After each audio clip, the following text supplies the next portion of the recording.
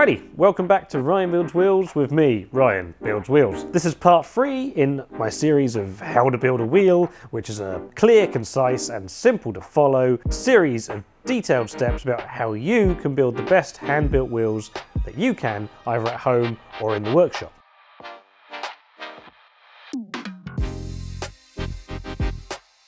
This is part 3, where we're going to cover how to lace and assemble your components. Read the video description to links to the first 2 episodes about the tools you're going to need and how to calculate spoke lengths.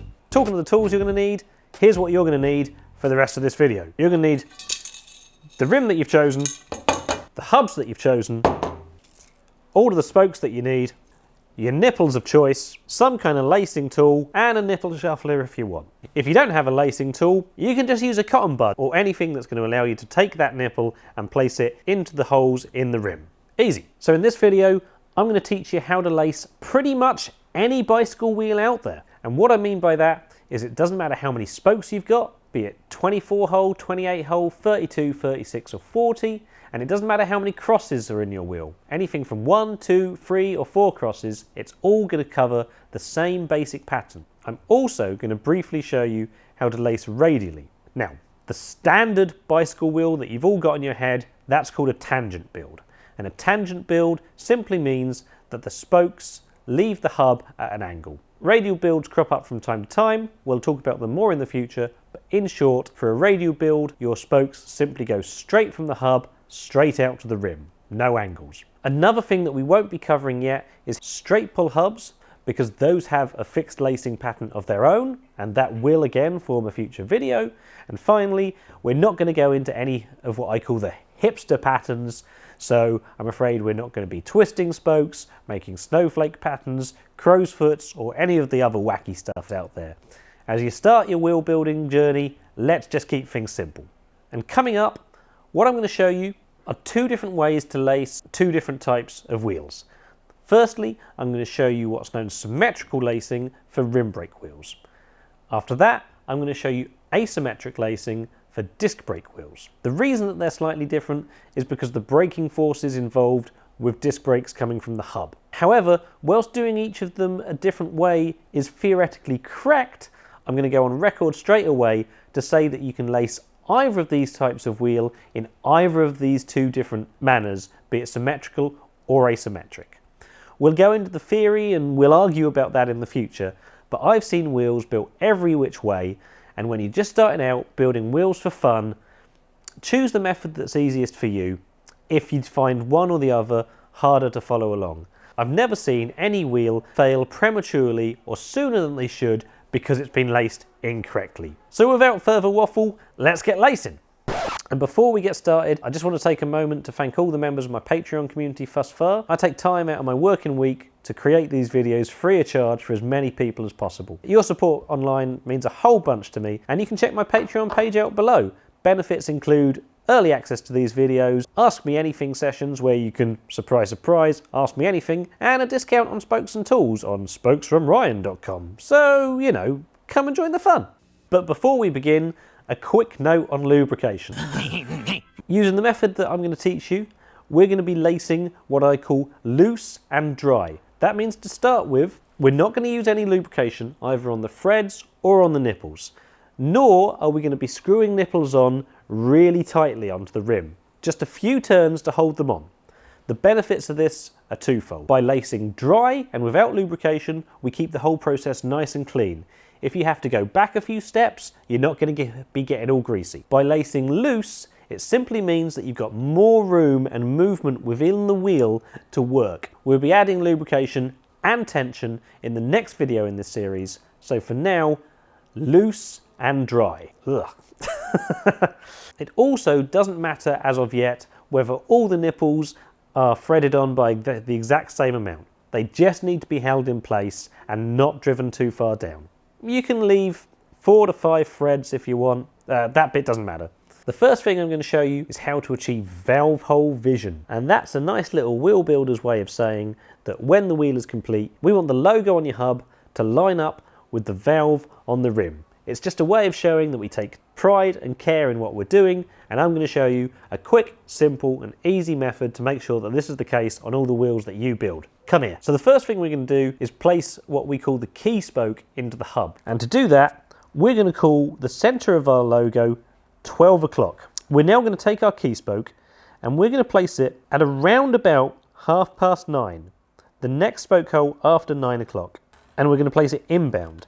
Inbound means that the spoke starts from the outside of the wheel and travels in towards the axle. This is our key spoke. Next, take your key spoke, find the valve of your rim and place it in the spoke hole to the left. Gently thread a nip along. Now you're going to take what we call the test spoke. The test spoke is also going to be an inbound spoke, and we're going to remove it after this test. You're going to insert your test spoke twice the number of holes around in the hub as you're going to make crosses. I'm building a 2-cross wheel, and so I'm going to leave 1, 2, 3, 4 empty spoke holes in the hub and place it into the 5th hole. I then take it back up to the valve. I leave 1 empty hole clockwise, loosely lace that spoke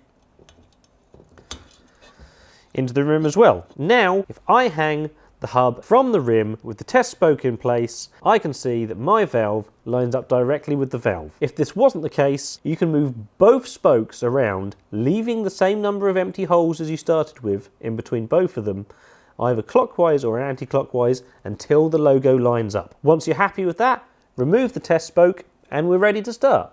So with your key spoke in to the left of your valve hole, you can now continue to take your drive side spokes and drop a single inbound spoke into every other hole in the drive side flange. Not like that. Every other hole in the drive side flange, meaning you have a spoke and then an empty hole in a hub. A spoke and then an empty hole in the hub.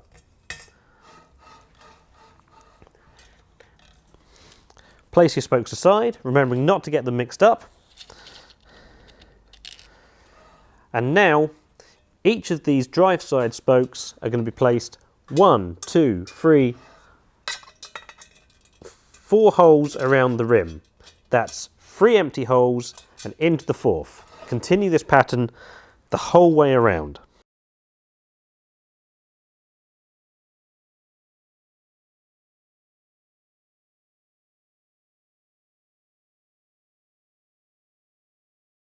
You've now laced all of your inbound drive side spokes.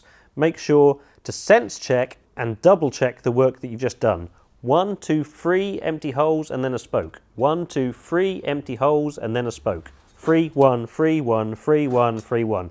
Everything should look equal. We're now going to flip the wheel over so as we can do the other side's inbound spokes. It's important that we do the inbound spokes first, otherwise it's going to get very difficult to lace spokes through each other.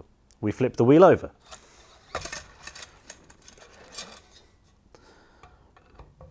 Coming back to our valve hole as a point of reference and taking our non-drive side spokes. The next spoke we lace is going to go next to our key spoke and it's going to go to the right of it from this angle. If you're looking at the wheel in the same direction as me, you'll be travelling in a clockwise direction. Likewise, the spoke needs to go in the next hole clockwise in the hub from your key spoke. They're at a half pitch. It needs to go clockwise from your key spoke in the hub as well. If you dropped it through the hub, parallel to the axle, you'll see that it lies between the 2 holes on the opposite flange. This spoke then goes in the very next hole in the rim next to your key spoke. You can now drop all of that side's inbound spokes into the hub just like we did before. An empty hole and into the hub, and so on.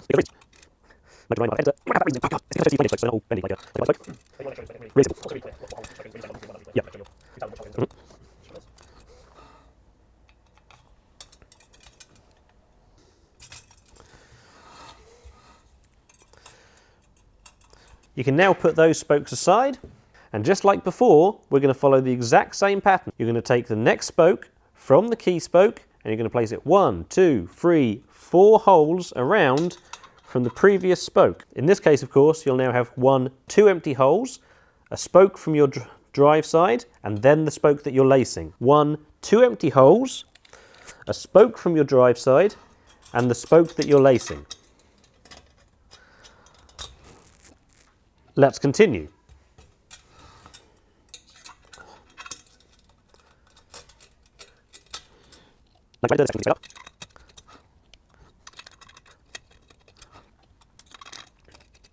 Once again, you can now sense check your lacing pattern.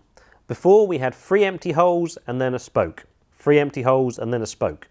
Now you're going to have 2 empty holes, 2 spokes, 2 empty holes, 2 spokes, 2 empty holes, 2 spokes, and so on. A quick note that you could, of course, do each of these spokes one at a time on each flange. I, however, really suggest you do them all at once. It will make sense. If you need to do them one at a time, feel free. This is a much faster way of working, however. Now that both inbound sets of spokes are in, we're going to return to the drive side and flip the wheel.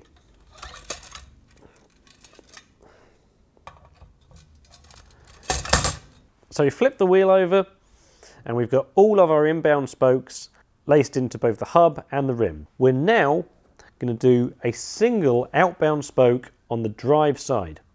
The reason for this is we're going to introduce the twist and interlace a pair of spokes to hold everything in place. So let's go back to our key spoke, the one near the valve hole.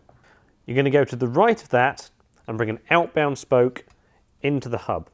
Remember, an inbound spoke comes from the outside of the wheel and travels in towards the centre. An outbound spoke travels from the centre of the wheel out towards you. We're now going to introduce the twist into the wheel so as we can cross the spokes. The easiest way to remember which way to cross the wheel is to remember that your valve is going to go here.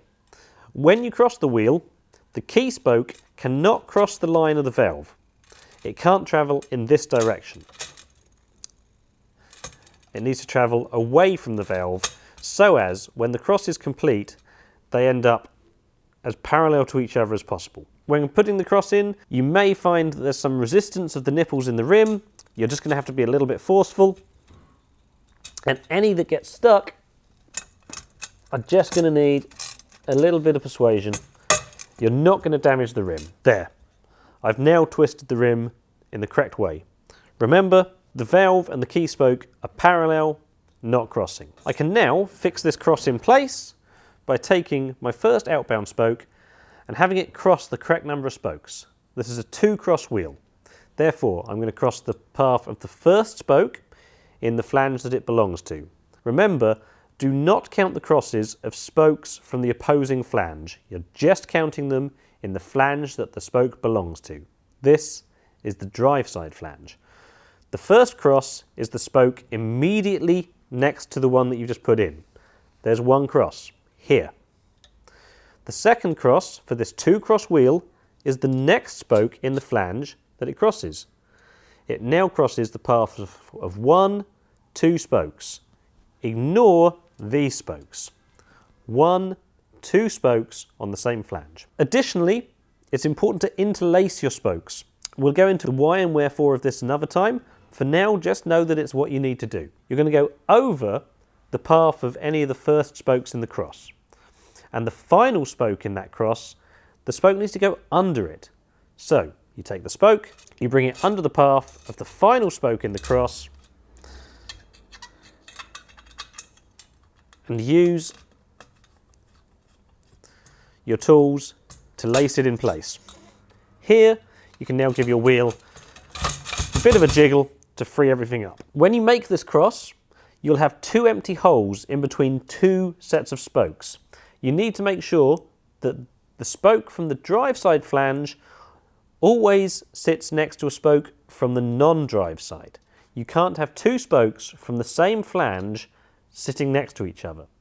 Note that this means that you've now got 3 spokes next to each other. 3 spokes, an empty hole, and your next set of spokes. We're going to repeat that pattern the whole way around by lacing an outbound spoke into every hole left in the drive side flange.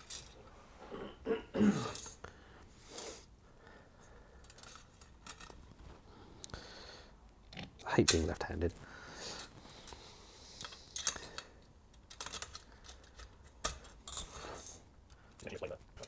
Yeah, so yeah, it's quiet, make it up a bit, and then as I do the final spokes, we'll bring the voice over again.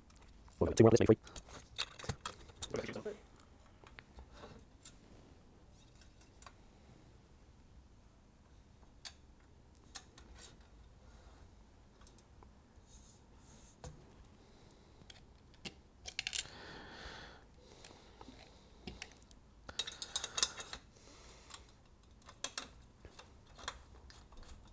So as we come towards the end of this pattern, let's reiterate. Outbound spoke crosses 1, crosses 2, goes over the first, under the second, and into a hole in the rim that is next to a spoke from the opposing flange. Once again, outbound spoke, crossing the path of the number of crosses that your wheel is going to have, interlacing and going under the path of the second spoke and in here. Now we have the opportunity to sense check your wheel once again. Now you'll have a set of 3 spokes and 1 empty hole. 3, 1, 3, 1, 3, 1, and so on. Remembering this rings true for any number of spokes, any number of crosses. Before we flip the wheel, now is a really good time to do what we call setting the spoke path. This is going to make the wheel easier to handle and give them a straighter path to the rim once you start tensioning it. To do this, simply take a thumb and forefinger and bend the spokes over the flange. Just use your thumb. It's okay to plastically deform them here, and this is going to make sure that they rest much more readily with the rest of the hub. Some people suggest that you should be getting a tool in here and bending them with screwdrivers and such, but there's no need for this. Just use your thumb. All right, we're on to our final set of spokes, and we need to flip the wheel over once again.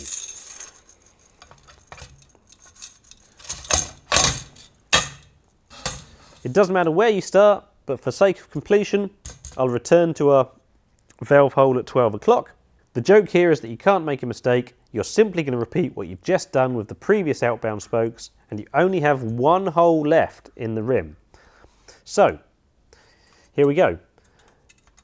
Take an outbound spoke, place it into the non-drive side flange. Make the requisite number of crosses. Mine is a 2-cross wheel. 1, 2 crosses, under the final cross, and into the only remaining hole in the rim. Repeat that the whole way round.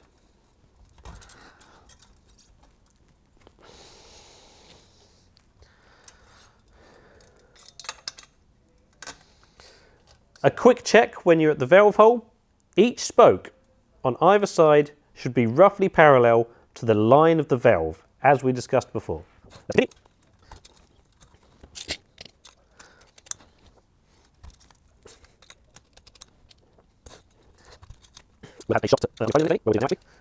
It's worth noting here that some modern hubs will have quite an angle when you attempt to get certain spokes in. Remember that spokes are relatively bendable and you're not going to do any harm, just gently easing them in there with a thumb and finger. As long as you don't leave a big permanent bend in a spoke, it's a-okay.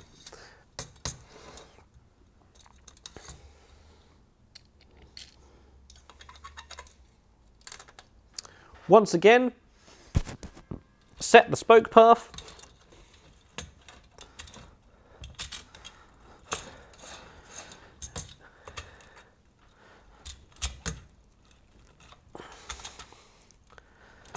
And congratulations, you've now laced your first ever bicycle wheel. Before you celebrate too much, your final check is nice and simple. Check that every spoke goes from drive side to non-drive side, non-drive side, left to right. There should be no spoke from the same flange next to one of its siblings. They should always alternate. Your final check is to make sure that every final cross interlaces, with the final cross going under another spoke. Over, over, under, or over, under in the case of 2-cross. A quick note here, If this was a 4-cross wheel, you wouldn't go over, under, you'd go over, under. Always under on the final cross. And that's it. That's how you lace a rim brake wheel. All right, let's move on to learning how to lace our disc brake wheels. Lacing a disc brake wheel is officially slightly different from how a rim brake wheel should be laced, but fear not. As I've mentioned before, for your first wheels, either of these techniques is going to work absolutely fine, whether you're running rim brakes, disc brakes, or any other crazy combination. We'll go into the theory behind how and why we lace them like this in the future. For now, don't sweat these details. The first step is exactly the same. You're going to have your key spoke and it lays to the left of your valve hole. Next, drop an inbound spoke into every other hole in your drive side flange. Easy peasy. You'll see here that I'm building a DT Swiss rim that uses washers. Some ranges of rims must use a washer and they'll always tell you. For now, you can ignore them. It's just the rim that I had to build up today and decided to show you on camera. Now that we've got all of our inbound spokes placed into the drive side flange, just like before, you're going to lace one into every 4th hole in the rim. 3 empty holes and a spoke. Let's keep going. And don't forget, just in case you are building a rim with washers, it goes in between the rim and the nipple. Some people find that they might want a dab of grease to keep the washer on the nipple. As I've discussed, I prefer to lace dry and loose so as to keep things nice and clean. Wheel building is full of dirty things. And to remind you, you've now laced an inbound spoke on the drive side into every 4th hole in the rim. You're leaving 1, 2, 3 empty holes and a spoke. Make a common sense check and make sure that that pattern continues the whole way around your wheel. It's time to flip the wheel, and here's where you're going to see that disc brake builds differ from rim brake builds. The easiest way to show you what we now need to do is to remind you what we did with a rim brake build, because that's not what you're going to do. Here's what we did to start with. You took a spoke, you placed it to the right of your key spoke in the hub, and you then laced it to the right of the key spoke in the rim. However, due to the forces that disc brakes generate, we prefer this spoke to be travelling in the other direction. Therefore, rather than having your spoke lay to the right of your key spoke, it needs to go into the hole to the left of your key spoke. It's then going to dangle, so now you need to introduce the cross. And this spoke is going to travel in the opposite direction to the spokes that are already in the rim. Remember how to figure out which way to twist the hub, in that your key spoke must lay parallel to where the valve will lie. If I'd have twisted the hub in this direction, it would have travelled and crossed the path.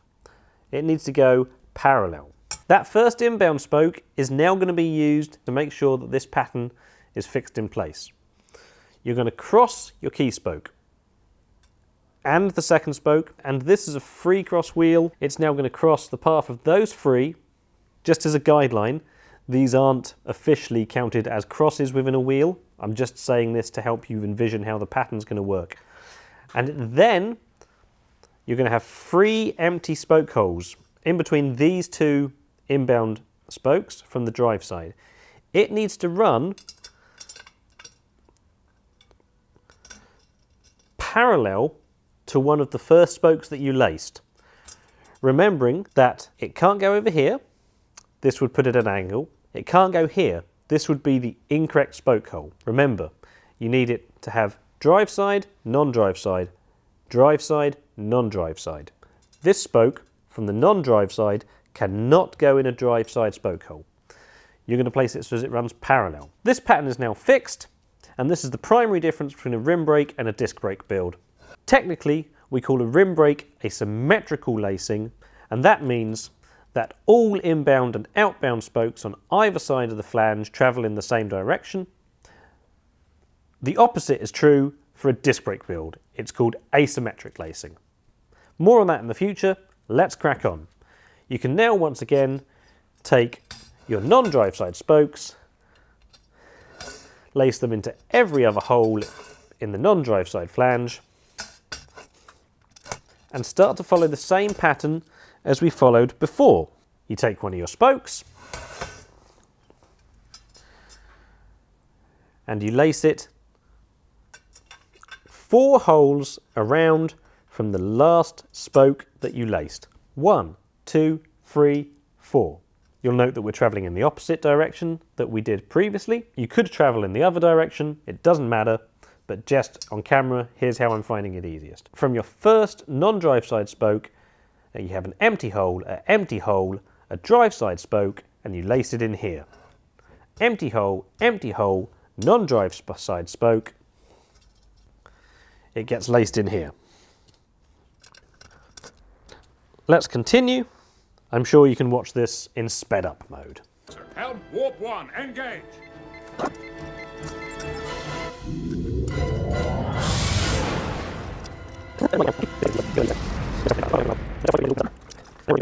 And now we're approaching a bit that we don't need to speed up. Commence narration. With that final spoke laced in, you can now sense check your pattern once again. And that pattern is that you have 2 spokes, 2 empty holes, 2 spokes, 2 empty holes, and so on and so forth the whole way round. Easy peasy. Let's flip the wheel over and return to the drive side, making sure that you've got the correct set of spokes to hand. Now you're going to lace your outbound spokes, and this time I'm building a free cross wheel. As such, it crosses the first spoke here, the second spoke here, the third spoke here, and is interlaced in the final spoke in the crossing. Remember that you now only have 2 holes in your rim where this spoke could possibly go. It can't go next to spokes from its own flange. It must go next to spokes from the opposing flange. And once again, you now have a set of 3 spokes. Continue that pattern the whole way around. Warp 9. Aye, sir.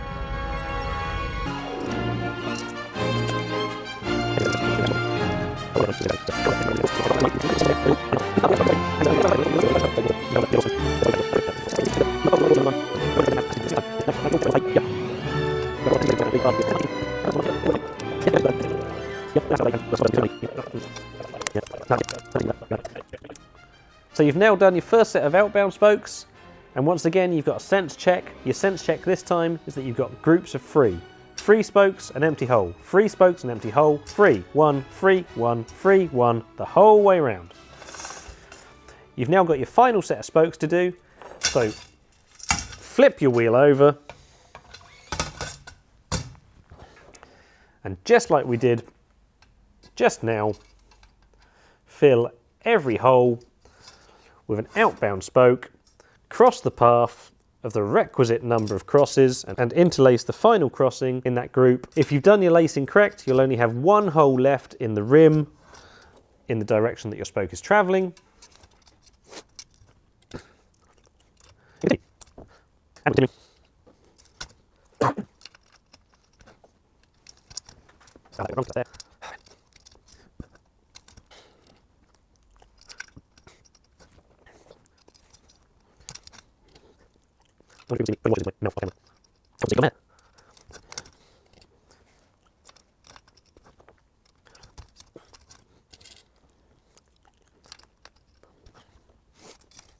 And voila! With your final spoke, you've now laced your first ever disc wheel. I neglected to mention about setting the spoke path using your thumbs. Once again, you can push all of the outbound spokes down with your thumb to make sure that they more closely follow the path of the flange. Once again, before you celebrate, make sure with your final sense check that your spokes alternate from drive side to non-drive side, non-drive side, drive side, non-drive side, and so on all the way around, and that your final cross of each group interlace. In this case, for a free cross wheel, that my outbound spokes go over, over, under, all the way around. That's it, you did it. So that's it, you've laced your first ever bicycle wheel, and assuming you're building a pair, now we can go and practice on the second, because we all know what practice makes. I'm super stoked to keep on building these wheels with you. I'll see you in part 4, where we'll start adding some tension to these wheels and learning how to make them true. If you want to help us out, there's a few super simple ways you can do so. Hit like, hit subscribe, tell your mates, and if you really want to help support this channel, the best way that you can do that is to head over to my Patreon page, chuck us a few quid, and make sure that I can make more of these videos for cycling enthusiasts in the future. So, as always, wheel nerds, see you on the flip side. Let's keep building.